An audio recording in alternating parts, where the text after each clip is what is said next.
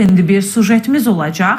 Almanya Avropada təhlükəsizlik mühitinin dəyişməsi fonunda ordu quruculuğunda yeni mərhələyə keçir. Berlin gəncləri tibbi müayinə və xidmətə hazırlıq prosesinə cəlb etməkdən daha güclü, çevik ordu formalaşdırmaq niyyətindədir. NATO öhdəlikləri və Rusiya təhdidi hökuməti hədəfləri sürətləndirməyə vadar edir. Lakin cəmiyyətdə, xüsusilə də gənclər arasında məcburi xidmətə qarşı ciddi narazılıqlar var. Bəs bu addım qitədə domino effekti yaradaraq digər ölkələrin də oxşar qərarlar verməsinə səbəb ola bilərmi? Araşdırmışıq.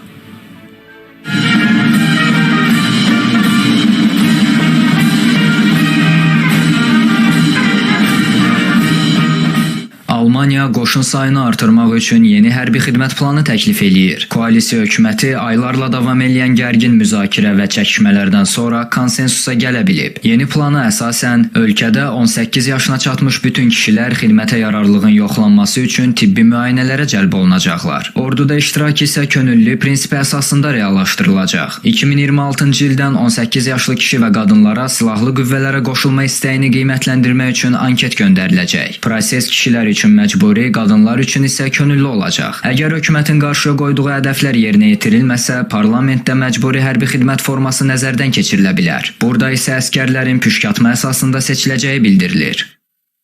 Fikrimcə bu biraz gecikmiş amma vacib bir addımdır. Bu addım bizə həqiqətən də kimin iştirak etmək istədiyini, harda yaşadığını, ünvanını və bu şəxsin hansı fiziki və psixoloji qabiliyyətlərə sahib olduğunu müəyyən etməyə imkan verir. Bu müsbət tərəfdir, amma mənfi tərəf odur ki, gördüyümüz işlər hələlik səthidir. Çünki məcburi hərbi xidmətlə bağlı qərar hələ verilməyib. Bunun baş verməsi gələcək situasiyalara bağlıdır.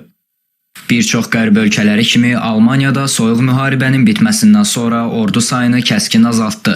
Ölkə Sovet İttifaqının dağılmasından sonra orduya külli miqdarda pul xərcləməyi lazımsız hesab etdi. Ancaq indi Rusiya təhdidi və digər təhlükəsizlik problemləri Berlini yenidən düşünməyə vadar eləyib.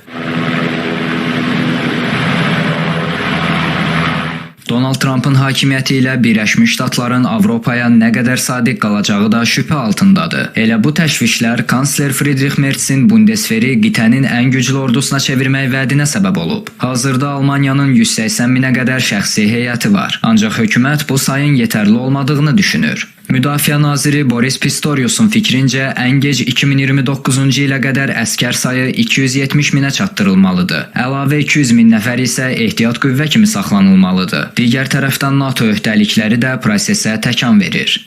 Berlinin istədiyi şəxsi heyət sayı Alman ideyası deyil. Bu sadəcə NATO'nun müdafiə planlarının nəticəsidir. Bu il NATO sammitində bütün üzv ölkələr rəsmi müdafiə planları qəbul etdilər. İndi təxminən 260 min aktiv hərbi şəxsin sayı məhz bunun nəticəsidir. Yəni bu NATO tərəfindən təşviq olunur, Almaniyadakı müzakirələrdən yox. Şübhəsiz ki, buna Rusiya-Ukrayna müharibəsi fonunda Moskva təhdidi məsələsi də təsir edir. Almaniyanın solçu partiyaları və əksər gənclər məcburi xidmətə qəti şəkildə qarşıdırlar. Stern jurnalının son sorğusunda nəticələr yarı-yarıya olarkən, bəzi anketlərdə gənclərin 63%-dən çoxu məcburi hərbi xidmətdən imtina eləyir. Ekspertlərin fikrincə, bu Alman gənclərinin hərb ənənələrinə yad olmasından qaynaqlanır.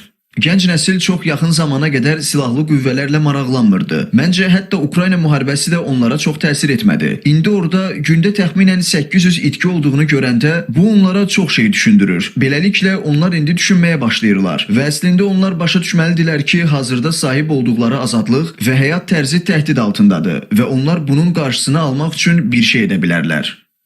Berlinin bu addımından sonra hərbi xidmətin məcburi olmadığı digər Avropa ölkələrinin prosesə qoşulub-qoşulmayacağı sualı yaranır. Ukrayna müharibəsi fonunda hazırda demək olar ki, bütün qitə dövlətləri Rusiya təhlükəsindən narahatdır. Avropanın şərqində qərarlaşan və Rusiyaya yaxın olan Skandinaviya və Baltikyanı ölkələrdə hərbi xidmət məcburidir. Fransa, İtaliya və İspaniya kimi dövlətlərdə isə məcburi xidmət yoxdur. Ancaq analitiklər son illərdə cərəyan edən siyasi proseslər fonunda bu ölkələrin də oxşar addımlar ata biləcəyini istisna etmirlər. Avrupa'da Almanya'nın tetikleyeceği bu askeri yapılanma sistemi bütün Avrupa'yı etkileyeceği gibi dünyada bir silahlanma yarışını tekrar başlatma ihtimali olduğu hatırdan çıkartılmamalıdır. Başta Fransa, İtalya ve İngiltere olmak üzere Avrupa'da bir silahlanma yarışının başlaması beklenmelidir. Özellikle Fransa bu konuda tedirginliğini muhafaza edeceği unutulmamalıdır. Hazırda Almaniyada hərbi xidmət məcburi deyil. Bundeswehr 2011-ci ildən bəri icbari çağırışı dayandırıb. Keçmişinə nəzər saldıqda Almaniya çoxdan hərbi qüdrət nümayiş etdirməkdən çəkinir. Ölkənin bu baxımdan ən qüdrətli vaxtı 2-ci Dünya müharibəsi illərinə təsadüf eləyir.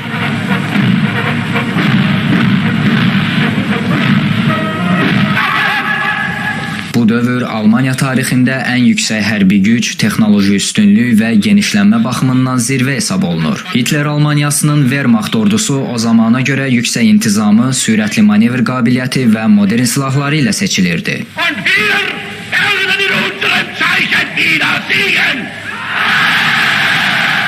Bu dövr ölkənin həm ən aqressiv və yıxıcı güc tətbiq etdiyi, həm də humanitar baxımdan faciəvi nəticələrə səbəb olması ilə yadda qalıb.